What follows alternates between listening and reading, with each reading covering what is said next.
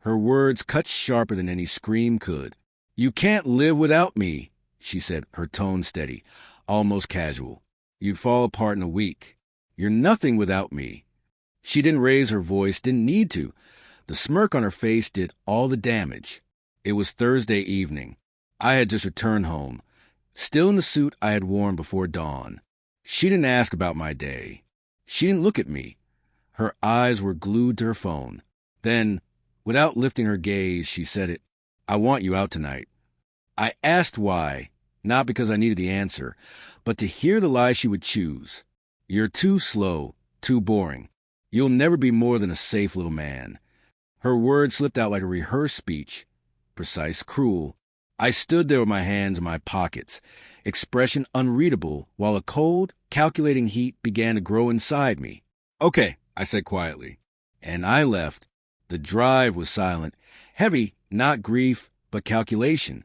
She had expected panic. Beg, please, the man she thought I was. She had no idea who I truly was. Her timing was curious. Just 2 weeks before the quarterly board meeting, 3 weeks before the merger announcement. She had built a world in which I was a harmless, clueless husband. I let her believe it. It served me well. The next morning, I arrived at the company before sunrise. The office smelled like polished wood and authority, quiet and unchallenged. I reviewed my reports and quietly accessed her phone records, a trivial task when favors are owed. A pattern emerged. Frequent calls, late nights, small hotel charges on her personal account. He was a mid-level acquisitions consultant, someone I had approved months earlier. She had been careful, but not careful enough. I said nothing. I maintained my routine, smiled where required, made no sudden moves.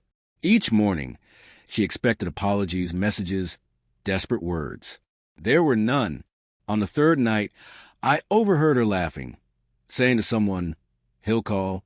He can't survive without me." Confidence, arrogance, ignorance. She had no idea. The day of the merger meeting came. The boardroom was full, executives, consultants, and her companion. I took my place at the head of the table. She entered, hand lightly on his arm, laughing at his jokes. Then she saw me. Her smile faltered. "Shall we begin?" one director asked. Her eyes widened. She mouthed my name as if tasting it for the first time. I ignored her entirely. Calm, collected, I led the meeting. Revenue projections, expansions, strategic partnerships.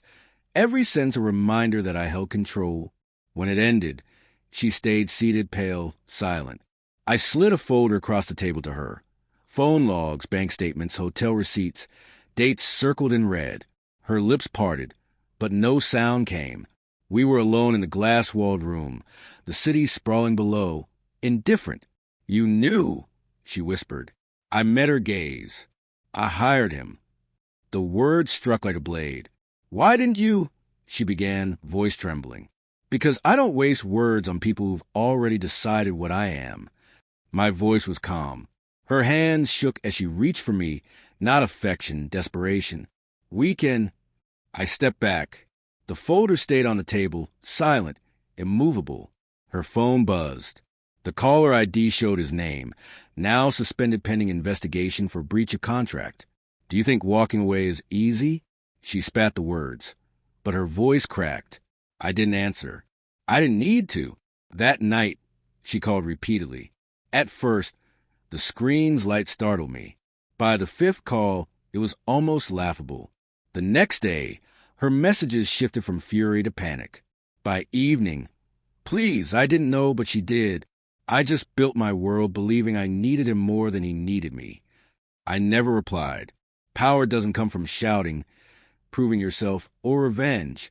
It comes from silence, from leaving while the other person's world collapses behind them. I left her in the ruins she had created. I never looked back.